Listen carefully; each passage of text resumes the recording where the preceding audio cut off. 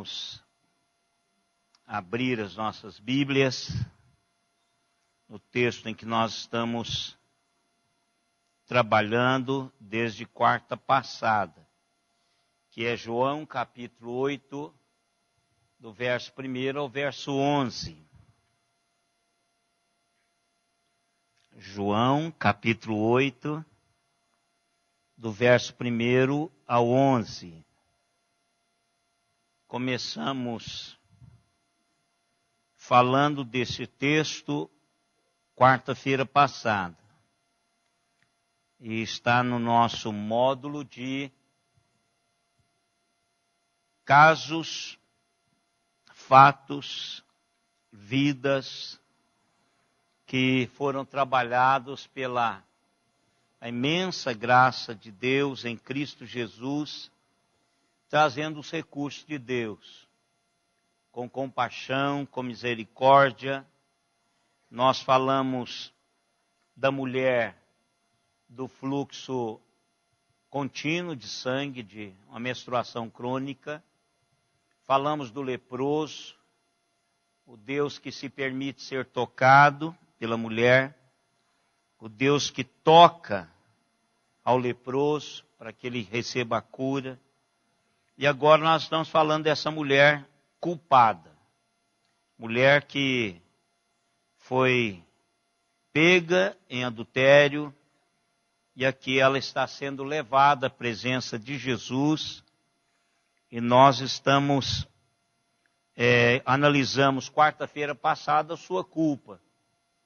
E nós chegamos à conclusão de que de fato ela era culpada e digna de morte.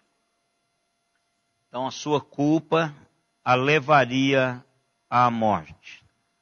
Mas antes de que isso acontecesse, nós estamos analisando como essa mulher se sentiu. E hoje eu quero analisar a sua vergonha. Eu fico pensando na vergonha que ela passou. Ela é conduzida à presença de Jesus, homens enraivecidos, com pedras nas mãos, com o veredito já decretado, morte. Morte à pecadora. Talvez essa seja uma frase que ela ouviu várias vezes. Embora ela clamando por misericórdia, mas essa era uma ação que essas pessoas não tinham em mente, misericórdia. Então vamos ler o texto mais uma vez, alternadamente, e vamos continuar o estudo. Jesus, entretanto, foi para o Monte das Oliveiras.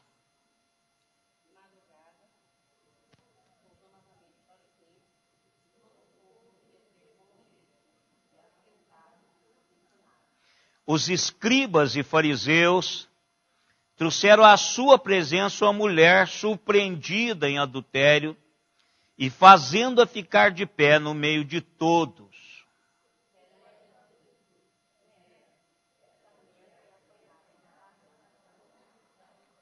E na lei nos manda Moisés que tais mulheres sejam apedrejadas. Tu, pois, que dizes?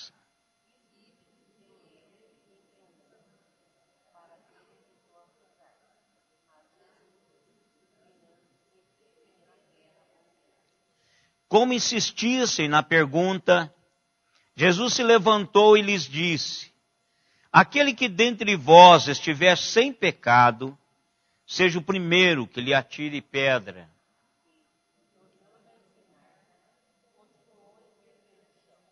Mas ouvindo eles esta resposta, e acusados pela própria consciência, foram se retirando um por um, e começaram a começar pelos mais velhos até os últimos, ficando só Jesus e a mulher no meio onde estava.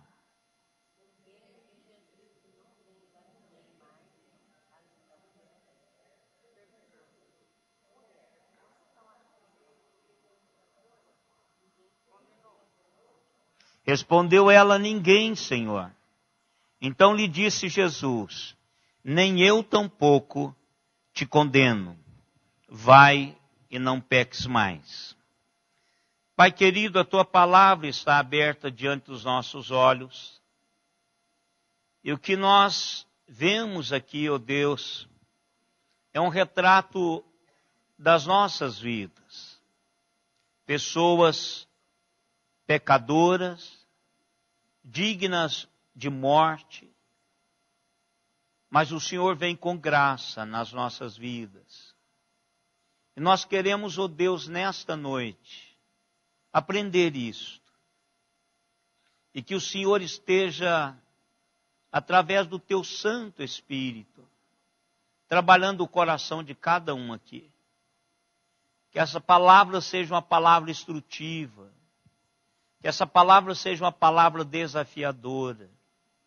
Que essa palavra, Senhor, nos ensine a ter a mesma postura do Senhor diante daqueles que pecam, daqueles que erram. Olhar para cada um, Senhor, com graça e com misericórdia. Por isso, ó Pai, em nome de Jesus, ensina-nos. Nós te pedimos isto. Amém, Senhor. Amém. A vergonha da mulher. O seu pecado, não temos nenhuma dúvida, ela é culpada do pecado. Mas e a vergonha? Eu fico pensando, irmãos, como que essa mulher foi agarrada. O texto diz que ela foi surpreendida, que ela foi flagrada em adultério. Então a ideia que eu tenho é que na pressa de trazer essa mulher à presença do Senhor, ela não teve tempo nem se de vestir adequadamente. Eu penso que ela estava tendo uma relação sexual, porque o texto diz isso, e que ela estava sem roupa. Eles usavam roupas muito pesadas. E ela estava diante do Senhor profundamente exposta. Primeiro, emocionalmente. A exposição dessa mulher era uma exposição emocional. Imagine, qualquer pessoa, qualquer um, na hora do flerte, na hora da conquista, não é? Tudo bem. Mas na hora que não deu certo, que foi descoberto, que a coisa não estava tão oculta assim, então cai aquele arrependimento, aquela coisa tremenda. E foi isso que aconteceu com ela. Então, emocionalmente, ela está humilhada. Ela abalada, ela não contava com isso, ela pensava que seria diferente, que alguma coisa poderia ter dado certo, e ela está emocionalmente humilhada. Fisicamente, porque ela não está bem vestida, tem certeza disso. Eles não deixaram. Se nós conhecemos o perfil dos fariseus e dos escribas, eles levaram a roupa para provar. Levaram ela nua. Se ela tivesse nua, do jeito que eles a pegaram, eles a levaram. Porque eles queriam provar que aquilo era verdade. Então ela foi humilhada. E espiritualmente, ela está desqualificada. Digna de morte. Ela sabe que vai morrer apedrejada, porque ela conhece a lei que rege o seu país, a sua nação. E qualquer mulher que é pega em adultério, nesse momento era uma mulher que deveria morrer. Então ela, espiritualmente, ela era desqualificada. Então, adultério está desqualificado espiritualmente. E vocês imaginam que isto era lá na época. Hoje a gente vê, mas também desqualificamos as pessoas que adulteram. As que nós sabemos. As que não sabemos continuam por aí. pregando, tomando santa ceia, punhado de outras coisas. Então, a desqualificação espiritual dessa mulher, ela estava ali no templo, mas não estava para adorar, ela estava para ser condenada. Os escribas e fariseus, representantes espirituais, estavam condenando essa mulher. Então imagine, uma vergonha pública, social, física, emocional e espiritual. Então essa vergonha é uma vergonha que acompanha o pecado. O pecado não nos envergonha se ele permanecer encoberto, publicamente. Mas aos olhos do Senhor, é triste da mesma maneira. Nós falamos que podemos esconder os nossos pecados. As pessoas podem não saber acerca dos nossos pecados, mas o Senhor Deus sabe tudo. Então, eu posso não envergonhar-me diante das pessoas, ser envergonhado pelas pessoas, mas as minhas ações envergonham o coração de Deus, porque Deus sabe. A gente não precisa ser público. Os olhos do Senhor estão sobre todos, bons e maus. E Ele nos vê. Então a questão, quando eu falo da confissão, ela é pessoal. Eu não posso confessar pecado por você, não posso confessar por você, porque na realidade eu não sei sobre os seus pecados.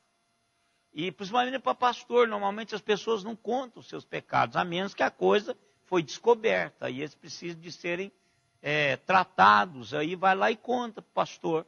Né? Mas os ocultos que estão no coração de cada um de nós, ninguém sabe. Então, mas Deus sabe. Por isso que a gente precisa entender, olha, é vergonhoso o pecado, mesmo que seja escondido. O pecado do coração é vergonhoso, pode não ser publicamente, mas é diante de Deus vergonhoso. Deus sabe que nós estamos em pecado. Pode não ser em céu aberto, pode ser escondido, pode ser em segredo, mas sempre o pecado traz vergonha ao coração de Deus, às pessoas, à própria pessoa que peca. Porque é aquela coisa assim, alguns, a Lívia chamava a Aleir de chambinho, né? A Aleir, dependendo da reação emocional dela, fica vermelhinha aqui, ó. Né? Olha lá, fica vermelhinha. Né? Então, pessoas que são flagradas, elas têm reações. E aí a gente fica com vergonha, não é? Tem pessoas que têm reações de ficar branco, outros vermelho, outros tremam, outros suam, não é? Transpiram excessivamente. Então, de qualquer maneira, diante do público, a gente reage em vergonha. Imagine esta mulher. Eu gostaria de que a Bíblia trouxesse, claro que ela não vai fazer isso, mas qual que era o batimento cardíaco dela? Ela está descontrolada.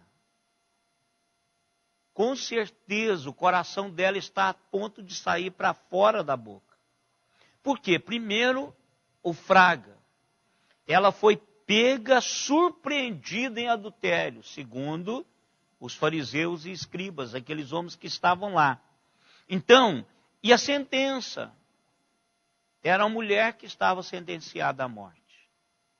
Pecado, ela era culpada do pecado, ela não tinha como fazer outra coisa.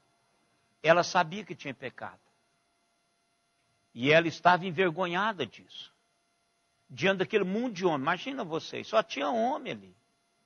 E as mulheres que estavam ali com Jesus, aprendendo de Jesus no templo, elas não poderiam fazer nada.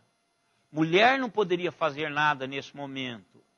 Até porque no contexto lá a mulher não poderia fazer nada. Mas só homem, imagine vocês. Homem gritando, adúltera, mata, igualzinho a consciência da multidão é um perigo, irmãos. Tem coisa que a gente não faria sozinho, mas se a gente juntar uma turma, a gente faz. Quebra vidro, quebra coisa de retrovisor de carro, põe fogo em alguma coisa, se você estiver junto com a turma. Sozinho você não faz. Então, a multidão é um perigo imprimir na gente um conceito diferente de que nós agiríamos pessoalmente. E essa turba que lá estava exatamente procurando fazer isso. O Talmud, eu já disse para vocês que qualquer dia desse eu vou fazer um estudo aqui falando sobre o Talmud. Vocês já sabem o que é o Talmud, não sabe? Um dia desse eu falei aqui alguma coisa sobre o Talmud. Existe a Torá. São 5 primeiros livros, chamado a lei. Então existe a Torá escrita e a Torá oral. A Torá escrita é o que Deus deu a Moisés. A Torá oral é a explicação de toda a lei, de todo esse processo que Deus deu ao povo. Então, como é que é isso? Então, tinha que explicar. E, com o passar do tempo, eles publicaram um livro, e esse livro chama-se Talmud. Talmud, ele explica a lei. Então, vários rabinos, o próprio Moisés explicavam a lei, não é? Então, isso foi colocado. E no Talmud, eles dizem o seguinte, que a mulher prometida a um homem, se ela for pega em adultério, ela seria apedrejada. Que é o caso dessa mulher aqui. Ela não é casada. É isso aí. E fala isso. E aí, mas se é uma mulher casada, ela é estrangulada. Se ela tem um marido já, vive maritalmente, ela é estrangulada. E se ela é filha de um sacerdote, ela é queimada. Aí você fala, puxa, como que esse negócio, o povo de Deus faz isso? E a pergunta é, para que tanto exagero? A primeira realidade é para proteger a santidade do sexo. A segunda é a santidade do casamento. A terceira é a pureza moral da nação de Israel. Então, o sexo é algo santo. Perspectiva judaica para o sexo é isso, é algo santo, imaculado. É algo que eles tratam com muito carinho, por isso que a questão do apedrejamento. Então, essas leis são exatamente para trabalhar essas realidades.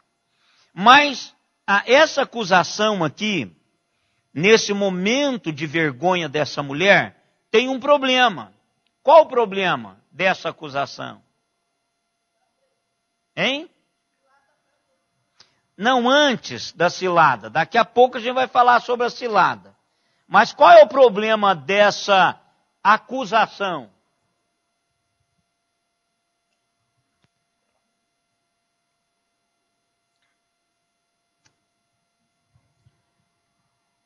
Qual o problema? A Bíblia diz que tanto a mulher quanto o homem devem ser apedrejados. Cadê o homem dessa relação? Cadê o homem? Então, esse é o problema. Cadê o homem? Hein? Cadê o homem? Pois é, então, a Bíblia diz que ambos devem ser apedrejados. Onde está o homem? Onde está esse homem? Isso aqui é um esquema para atacar Jesus. Um esquema para atacar Jesus. Talvez esse homem estivesse exatamente ali com a pedra na mão. Porque se era um esquema para atacar Jesus, essa mulher estava sendo usada. Mas nem por isso inocenta ela. Por quê? Porque o pecado, ele tem um preço, irmãos. Às vezes a gente não pensa nisso. Nós pecamos inconsequentemente. Pode olhar, quando a gente senta para pesar, olha, o que eu vou pagar com isso? O que eu vou perder com esse negócio? Você não peca. Por quê? Aquilo que você tensionava fazer, você começa a pensar no custo. Começa a pensar, olha, eu vou perder isso. E normalmente o pecado nos custa mais caro do que nós podemos pagar. É muito mais caro. Dura mais tempo do que a gente queria ficar lá. Verdade. Não vai ser só nada, e o negócio vai criando raízes. E o custo cada vez vai ficando mais caro.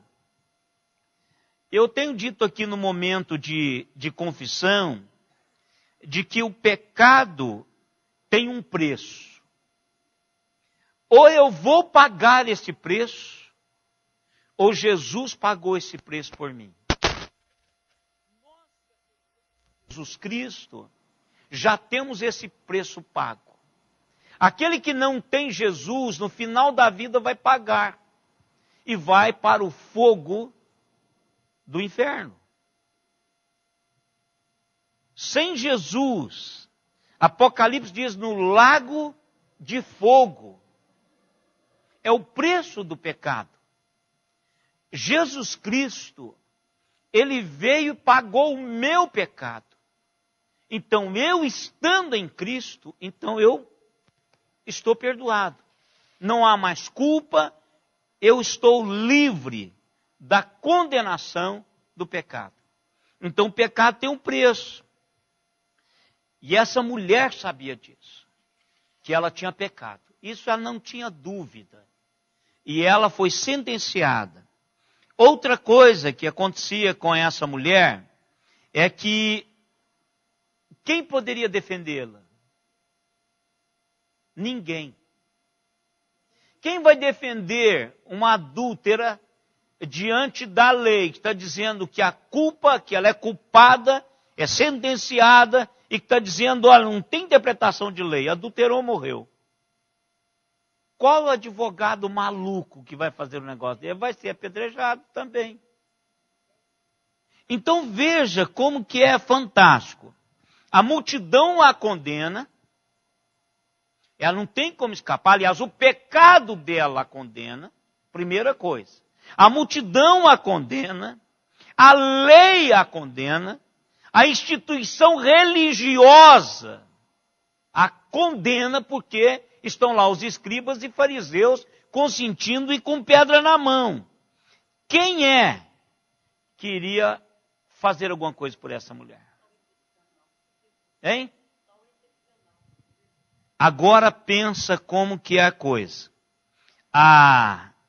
O texto diz que eles fizeram isto para tentar fazer com que Jesus Cristo caísse numa cilada.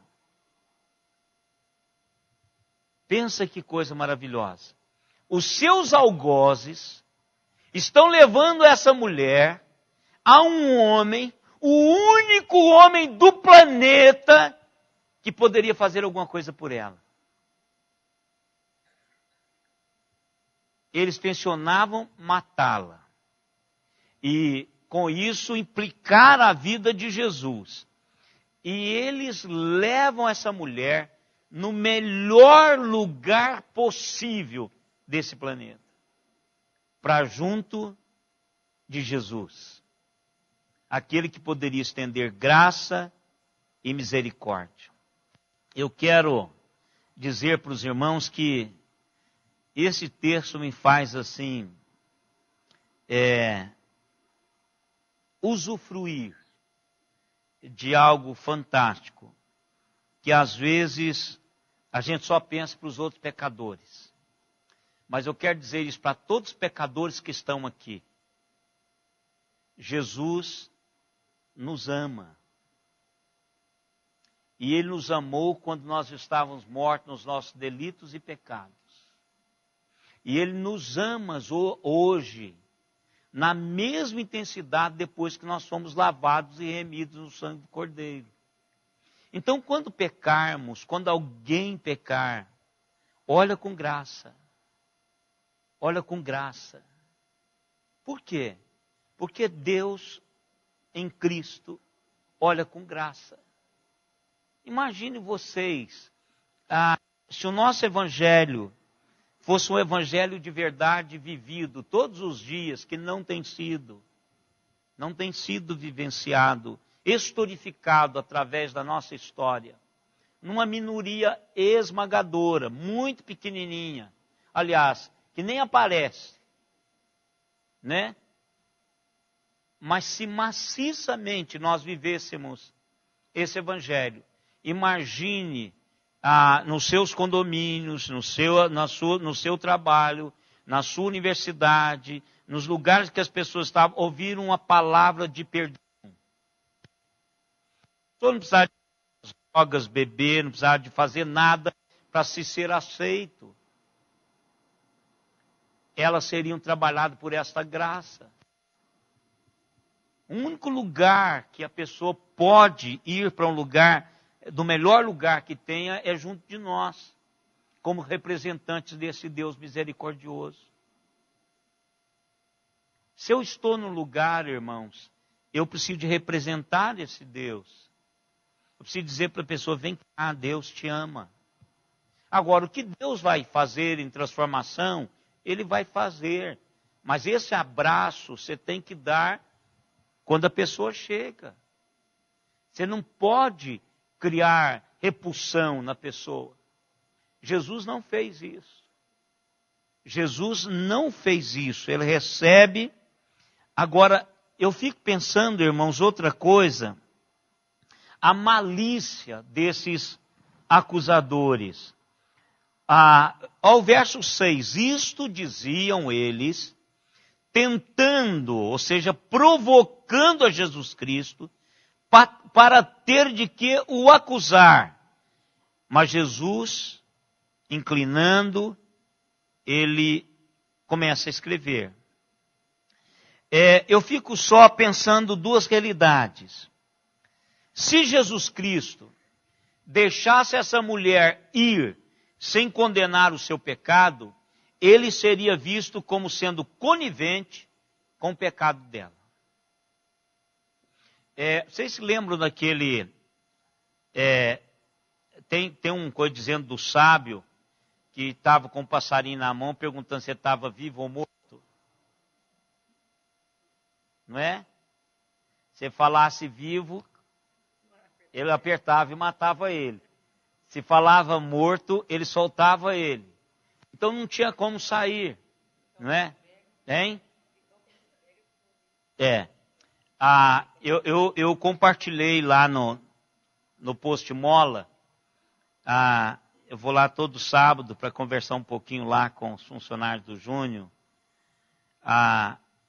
Eu compartilhei um dia desse sobre uma pessoa que tomou toda a propriedade e na hora do julgamento lá, o dono daquela situação falou, tudo bem, então vou fazer o seguinte, eu vou lançar uma sorte e aí o que sair, esse ele está livre. Aí o cara colocou culpado nos dois papelzinhos. Né? Então, aí ele falou, se sair culpado, sou eu.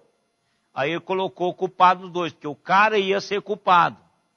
Aí o que ele fez? Ele engoliu um. Não é? E aí ele engoliu o dele. Falou, não, então o meu está aí. Não é? E aí saiu o não culpado do rapaz e o culpado que era com ele, ele engoliu. Né? Então, às vezes, esse jogo dos fariseus e escribas era exatamente para Jesus não ter saída. Se ele não culpasse o pecado, a mulher do seu pecado, ele estava sendo conivente com o pecado dela. E se ele, por outro lado, endossasse o apedrejamento, ele poderia então ser acusado diante de Roma de querer triunfar isso. E outra coisa, ele não seria mais considerado amigo dos publicanos e pecadores. Ele não tinha saída. Eles estavam tentando, de fato, trazer uma realidade para Jesus, que Jesus não tinha saída. Mas Jesus tinha saída. Jesus sempre tem saída. Mas eu queria pensar com vocês, fazendo algumas perguntas. Se é uma cilada, de que cabeça maligna saiu esse plano? Porque isso é maligno. Pense comigo se não é maligno. Eu vou usar uma outra pessoa, a desgraça de outra pessoa, para cumprir uma agenda minha. Como é que pode? Segunda realidade,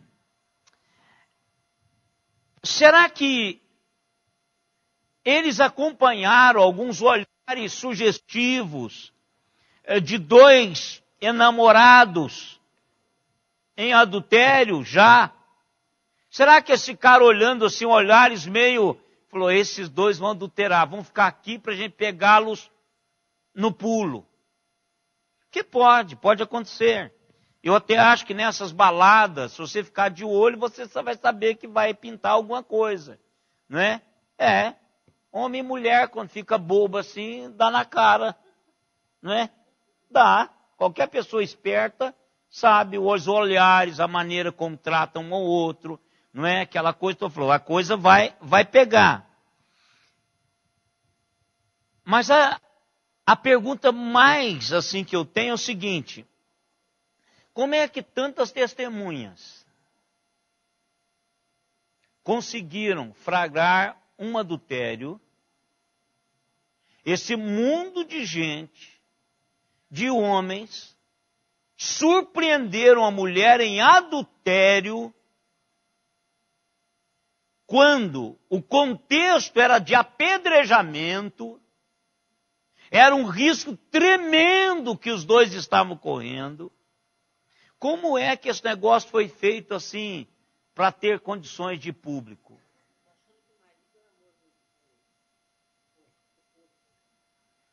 Pode ter acontecido.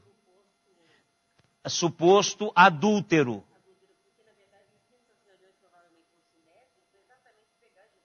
Isso. Vão armar alguma coisa. Agora pensa vocês, que maldade. Que coisa sem propósito. Porque eles não pensaram nessa mulher. Não, mas aquele era o cara que estava junto. Tamanha, irmãos, a maldade do coração humano.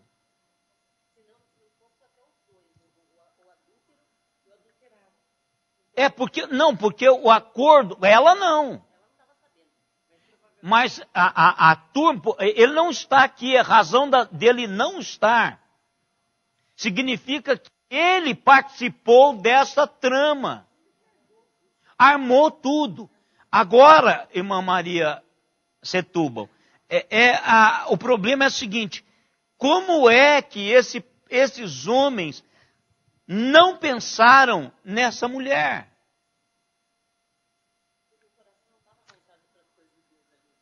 Não está voltado para as coisas boas. Agora, vocês já imaginaram, irmãos, a capacidade do meu e do seu coração sem a realidade de Deus? Gente, essa tão ruim quanto. para alcançar um objetivo, a agenda deles. Eles queriam pressionar a agenda deles e queriam fazer de qualquer maneira que Jesus Cristo caísse para que eles pudessem acusá-lo. Ou vocês acham que não tem isso? Tem. Claro que tem. Claro que tem.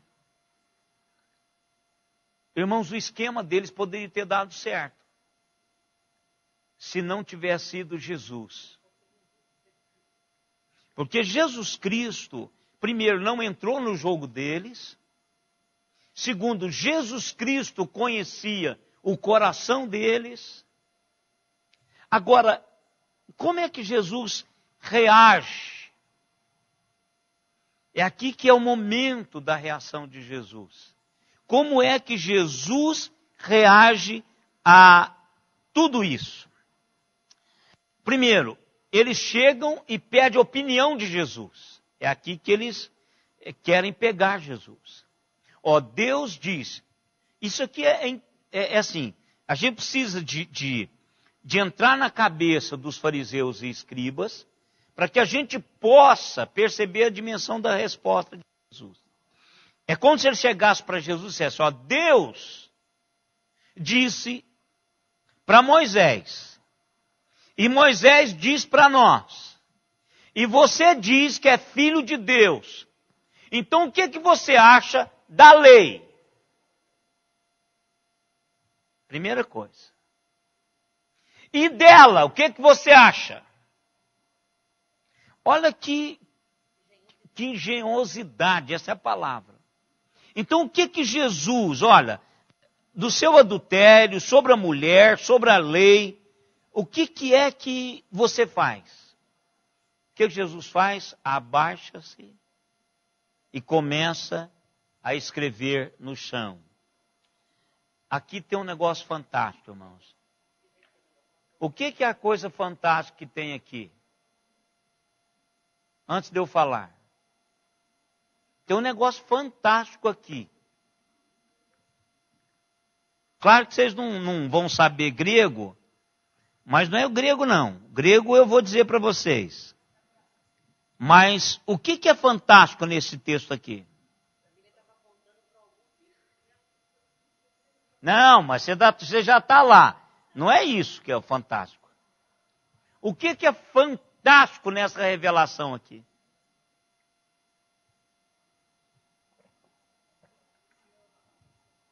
Hein? Alguma vez na Bíblia, você ouviu falar no Novo Testamento que Jesus escreveu alguma coisa? Primeira e única. Não, para aí. Primeiro e único, o fato dele escrever é a única vez que diz que Jesus escreveu alguma coisa. E a palavra grega para escrever é katagraphen. Kata, contra. Graphen, escrita. Não, katagraphen é escrever contra. Não, na areia não, ele está no templo. Jesus está no templo. Está no templo. No pátio. Não, está no templo. Não é dentro do templo, ele está no pátio, ensinando. Como lá, presta atenção. Madrugada voltou novamente para o templo e todo o povo ia ter com ele e assentados ensinava. Os escribas e fariseus trouxeram à sua presença uma mulher surpreendida em adultério. Ele está no templo, não está na praia. No chão. No chão. Na terra, no chão. Né? Eu já ouvi pregação dizendo que estava na praia. Tem nada de praia, está no templo, é porque a gente pega o texto aqui. Não é? Então, ele escreve ele está escrevendo contra, katagraphen, escrever contra. Escrever contra. Agora, a questão é que é a pergunta de sempre. Escreveu o quê? Qual o problema eu saber o que ele escreveu? Porque o que a realidade de Deus é que Ele sabe profundamente quem somos. Ele pode estar escrevendo o nome de cada um deles sem eles saberem. Ele pode estar escrevendo qualquer coisa ali. Hein?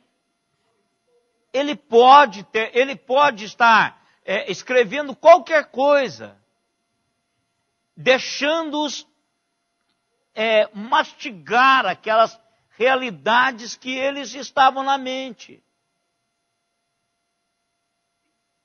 Foi um mestre, Jesus.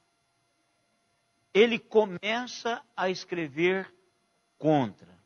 Eu posso dizer algumas coisas em que pensar. Eu não sei o que ele escreveu, não. Mas eu posso pôr algumas coisas para vocês pensarem. Que às vezes, em meus momentos de reflexões, eu fico pensando umas coisas assim. Ele poderia estar pensando assim, escrevendo alguma coisa sobre o quão longe a raça humana está do sublime começo que Deus fez. Porque imagine vocês, qual o valor da vida? Por causa de uma agenda maliciosa, punhado de homens que deveriam representar a Deus misericordiosamente, estava ali acusando a mulher, e se de fato acompanha o raciocínio, Jesus também sabia que aquilo era uma armação. A ele e para a mulher, queria morrer era a mulher. Então, quem sabe Jesus estivesse olhando ali uma multidão de homens que diziam amar a Deus, mas não tinha amor pelos pecadores. Pense, isso deve ter quebrado o coração de Jesus. Representantes religiosos, escribas, homens que conheciam a palavra, passavam a vida toda estudando a Bíblia. Homens que professavam amar a Deus, mas não conseguiam amar as pessoas. Nem distinguir a visitação de Deus em Cristo, seu Filho. Pense vocês, não é um momento para pensarmos sobre isso? Talvez assim, quão longe vocês estão do propósito de Deus. Um sinal, hein? Talvez isso, por que não?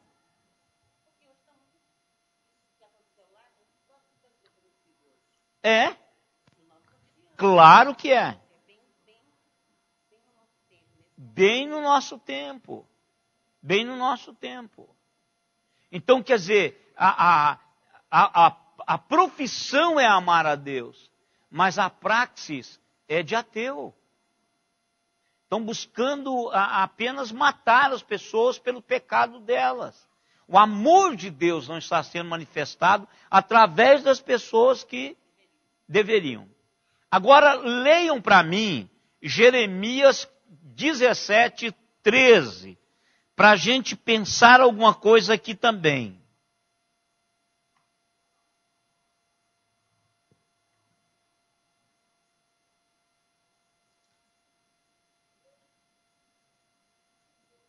É 17, 13. Jeremias 17, 13.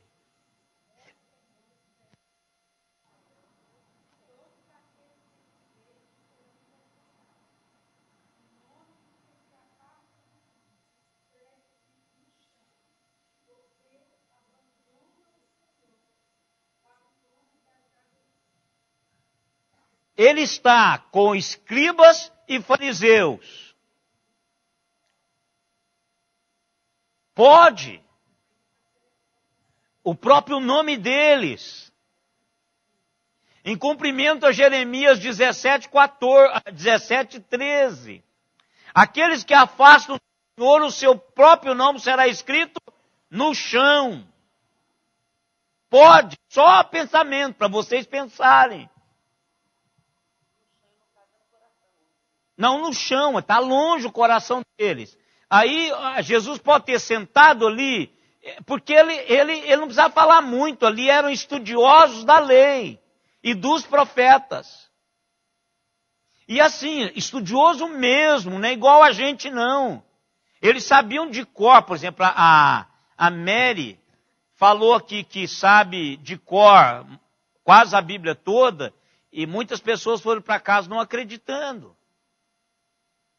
Agora isso, irmãos, é porque nós temos uma pobreza de saber a palavra de Deus. Mas isso entre judeus, estudiosos, eles sabem toda a Escritura. Paulo sabia.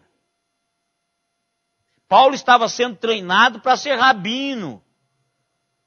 Ele era fariseu. Aqui, Jesus não tinha muita dificuldade de transmitir a eles alguma coisa da lei, dos profetas. Talvez os nomes. Mas sabe uma coisa assim, pouquinha que Jesus poderia ter escrito? A última parte do 10 mandamentos. Não cobiçarás a mulher do teu próximo. Só isso. No coração deles, eles já sabiam. Bem, não foi pego.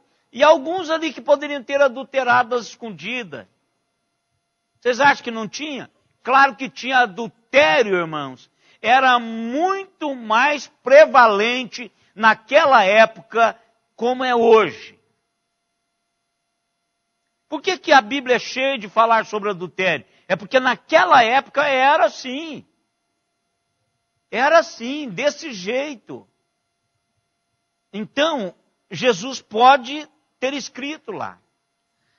Mas não importa o que Jesus escreveu. O que ele escreveu chamou a atenção deles. E todos que ali estavam foram condenados pelas palavras que Jesus Cristo escreveu no chão. Por isso que cada um saiu.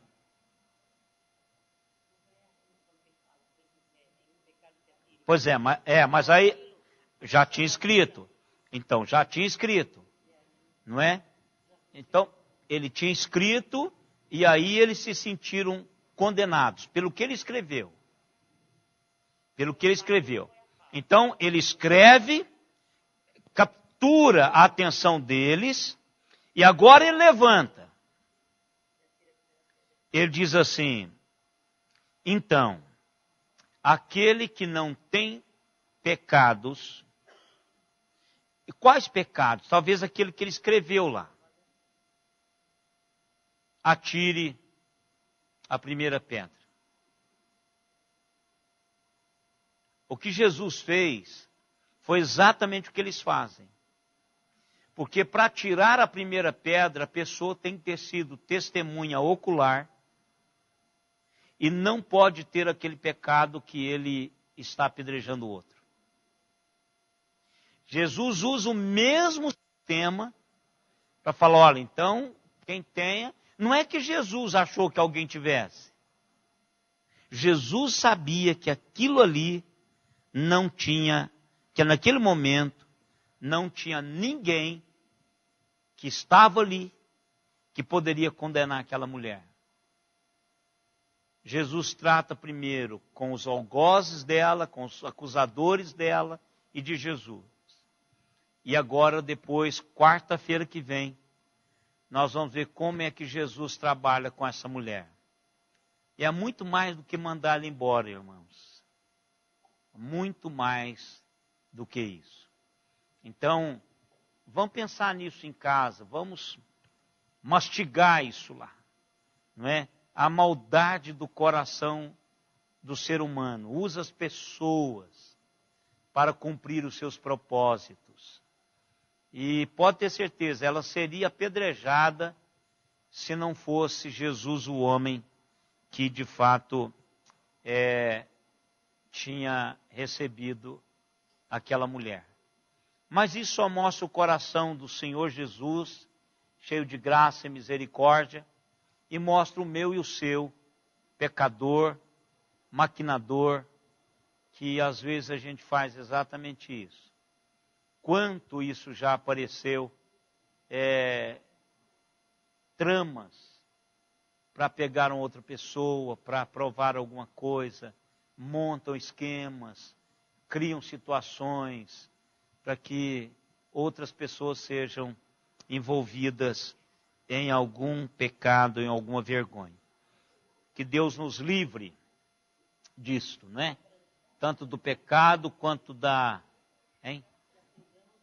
que aprendamos do coração amoroso de Jesus, cheio de graça e misericórdia, e também que o Senhor nos livre de cogitarmos qualquer coisa desse nível, em qualquer direção, qualquer pessoa.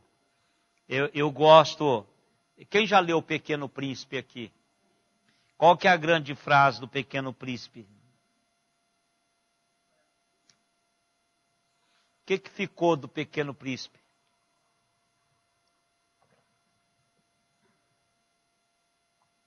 A grande frase. Hein? Você é responsável por aquilo que cativa. Tu te serás eternamente culpado por aquilo que alimentas ou cativa. Eu li em espanhol. Por aquilo que cativas. Então, às vezes, nós esquecemos que as pessoas têm sentimento, que elas têm emoções, que elas têm uma alma, que elas são eternas. E a gente fica perdendo isso de perspectiva, né? Então vamos pedir a Deus que Deus nos ajude a sermos pessoas com um coração perdoador, em que o pecador tenha liberdade de chegar perto de nós para receber o perdão do Senhor. Vamos aprender isso é aprendizado, irmãos. A gente não nasce com isso, nós somos maus por natureza, né? Às vezes está assistindo um filme bem feito para ele, tem outro que está torcendo na novela para acontecer um negócio, uma desgraça. Então isso é o seu coração, tá pondo para fora. Então é natural isso, naturalmente nós não amamos, somos maus. Somos maus.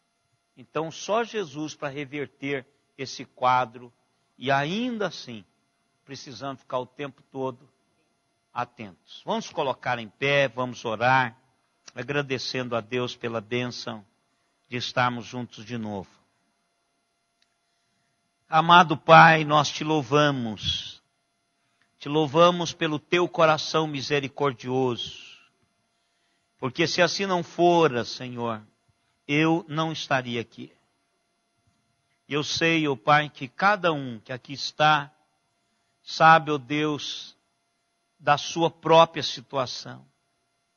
Mas nós estamos aqui porque o Senhor nos alcançou com graça e com misericórdia. E o que nós queremos, ó Deus, é estender esta mesma realidade em direção àqueles que o Senhor colocar nas nossas vidas para ser alcançados pela mesma graça e a mesma misericórdia. Todos, ó Deus, a tua palavra diz que nenhum sequer deixa de ser pecador. Todos pecaram e carecem da tua glória. Por isso, ó Pai, somos nivelados, todos nós somos pecadores. Mas a tua graça nos alcançou. E nós somos pecadores remidos no sangue do Cordeiro. E queremos, ó Pai, que o Senhor nos use para estendermos isto a outras pessoas. Que o Senhor dê a cada uma compreensão do momento, a situação em que o Senhor quer que isso seja exercido. Obrigado, ó Pai, por esse fato tão extraordinário do amor do teu Filho em direção a esta mulher, culpada pelo seu pecado, culpada, Senhor, por estar vivendo num tempo em que aqueles que deveriam trazer tua graça estavam apenas cumprindo as suas próprias agendas. Por isso, ó Pai, em nome de Jesus, ajude-nos como povo do Senhor. Abençoa ricamente, ó Pai, cada pessoa aqui presente, cada um que está conectado conosco via internet. O Senhor esteja abençoando e derramando na vida de cada um as tuas bênçãos. E agora, irmãos, que a graça do Senhor Jesus Cristo, o amor de Deus, o nosso eterno Pai, a comunhão, as consolações e o poder do Espírito Santo estejam em nós e sobre nós até aquele dia, quando com Ele nós nos encontraremos. Amém.